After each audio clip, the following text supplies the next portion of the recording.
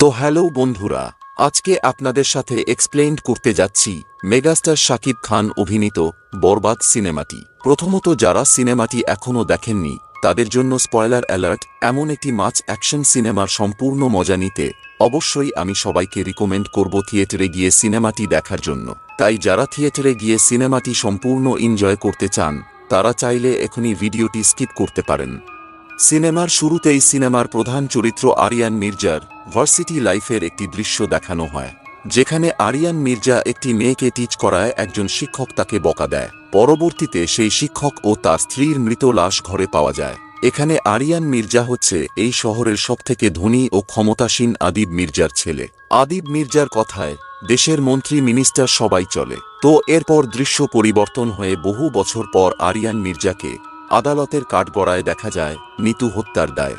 এছাড়া দেশের সকল মানুষ নিতু হত্যার দায়ে আরিয়ান মির্জার ফাঁসি চায়। এখন এই নিতুকে আর কি কারণে এত বড় ক্ষমতাসীন আদিব মির্জার ছেলে আরিয়ান মির্জা আজ আদালতে কাঠগড়ায় তা ফ্ল্যাশব্যাকে দেখানো হয়। তো ক্ষমতাসীন বাবা আদিব মির্জার প্রভাবে তার ছেলে আরিয়ান মির্জা বিশাল এক মাফিয়াতে পরিণত হয়। মাদক, গুম, খুন, ধর্ষণ এমন কোনো অপরাধ নেই যার সাথে আরিয়ান মির্জা জড়িত নেই, কিন্তু অর্থ আর ক্ষমতার দাপটে তাকে কেউ কিছুই বলতে পারে না। তো একদিন আরিয়ান মির্জা একটি ক্লাবে পার্টি করছিল, তখন নিতু নামে একটা মেয়ে এসে একটা দরিদ্র সংগঠনের জন্য সাহায্য চায়। তখন প্রথম দেখাতেই আরিয়ান মির্জা নিতুর প্রেমে পড়ে যায়। আর এই প্রথম আরিয়ান মির্জা কোনো মেয়ের প্রেমে পড়েন।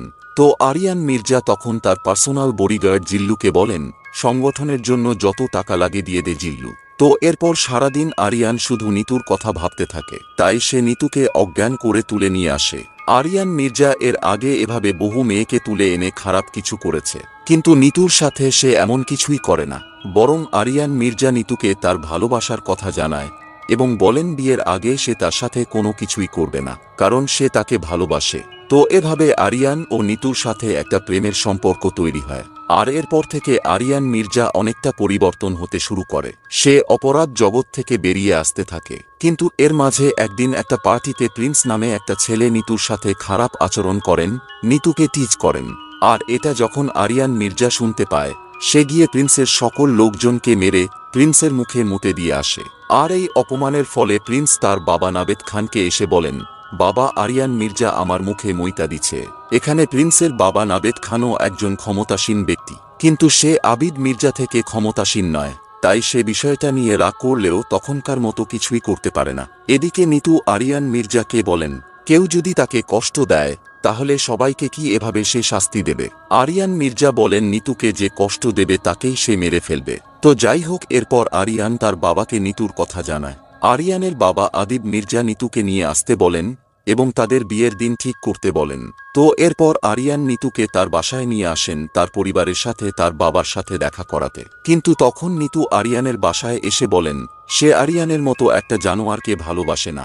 এছাড়া নিতু আরিয়ানের বাবাকেও অপমান করেন। আসলে এই নিতু হচ্ছে সেই শিক্ষকের মেয়ে যাকে আরিয়ানকে বকা দেওয়ার কারণে মেরে ফেলা হয়েছিল। নিতু আরিয়ানকে বলেন তোমার মতো একজন জানোয়ারকে বকা দেওয়ায় আমার বাবাকে মেরে ফেলা হয়, আমার মাকে ধর্ষণ করে মেরে ফেলা হয়, আর এই কাজ করেছে তোমার বাবা। তাহলে তুমি কি এখন তোমার বাবাকে মেরে ফেলতে পারবে?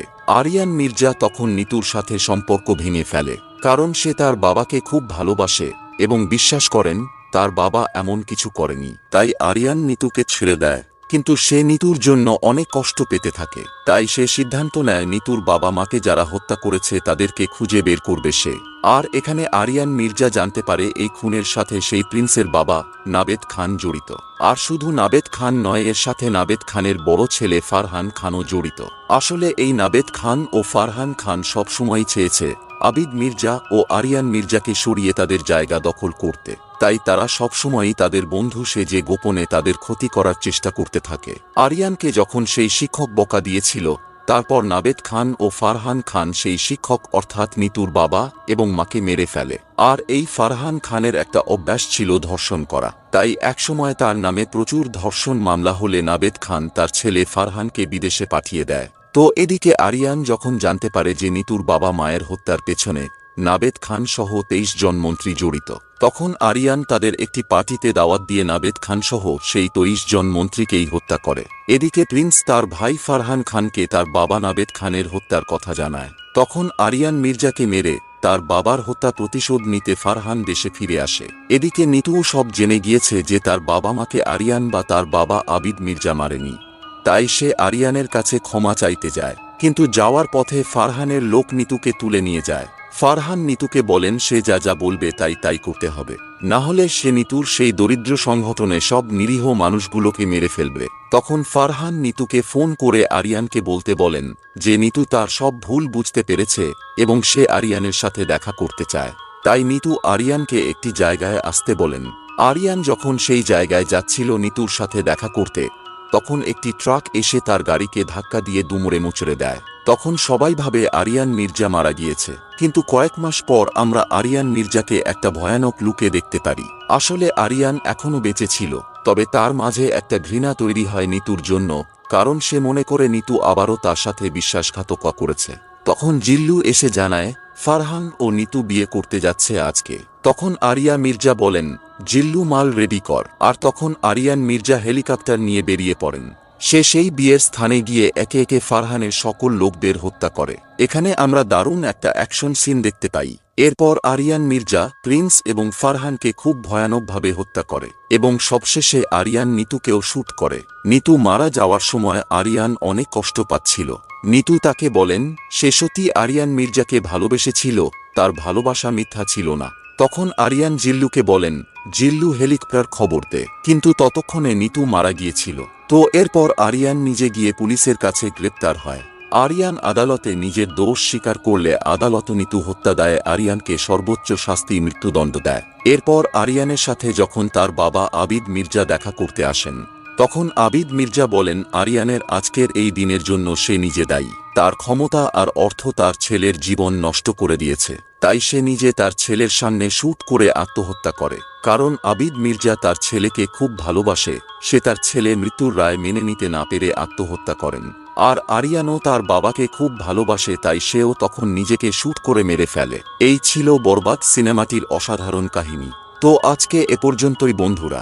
এমন আরও ইন্টারেস্টিং সব সিনেমার বাংলা এক্সপ্লেইন দেখতে এসএস এক্সপ্লেইনডের সাথেই থাকুন। ভালো থাকুন, আল্লাহ হাফেজ।